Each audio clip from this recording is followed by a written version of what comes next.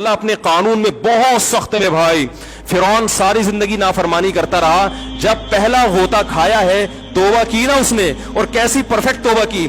کہنے لگا آمنت انہ لا الہ الا الذی آمنت بہ بنو اسرائیل, یہ نہیں کہ میں اللہ پر ایمان لایا, کیونکہ اللہ کے مفہوم میں فرق ہو سکتا ہے اپنے آپ کو اللہ کہہ رہا ہو. پوری تشریح شرح کے ساتھ حاشیے کے ساتھ کہہ رہا ہے کہ میں اس رب پہ ایمان لایا جو ایک غلام قوم کا رب ہے.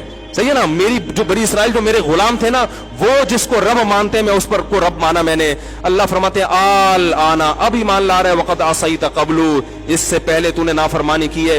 ایسا عبرت کا نشان بناؤں گا. فَالْيَوْمَ نُنَجِّيكَ بِبَدَنِكَ لِتَكُونَ لِمَنْ خَلْفَكَ آیَةً, تو مر جائے گا تیری باڈی سلامت رہے گی, آنے والے لوگ قیامت تک تیری باڈی کو دیکھ کر عبرت حاصل کرتے رہیں گے کہ یہ ہے جس نے زمین پر ایسی حکومت کی کہ اس کی حکومت کے کھوٹے زمین پہ گڑ گئے.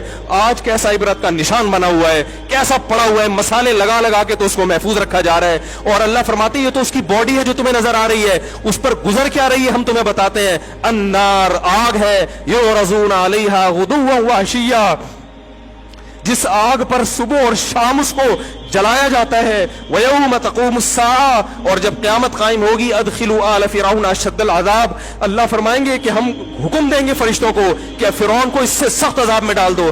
آپ کو فرعون لیٹا ہوا نظر آ رہا ہے, قرآن کہہ رہا ہے لیٹا ہوا نہیں ہے وہ, صبح اور شام آگ میں جلایا جا رہا ہے اس کو.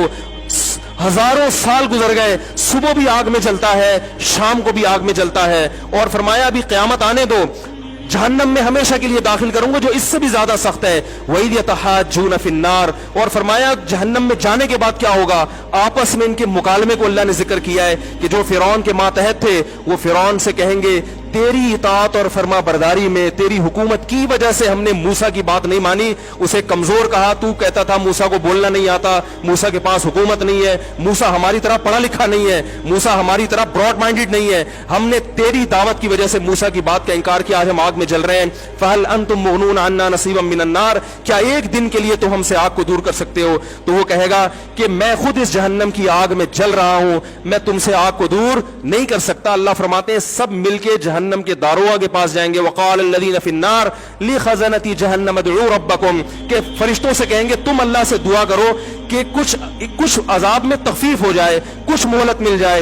تو فرشتے جواب میں کہیں گے کہ کیا تمہارے پاس ڈرانے والا نہیں آیا تھا؟ موسیٰ کلیم اللہ جس سے اللہ کوہ طور پہ ہم کلام ہوا کرتا تھا, اس نے تمہیں ڈرایا نہیں تھا کہ تم اللہ کی نافرمانی چھوڑ دو؟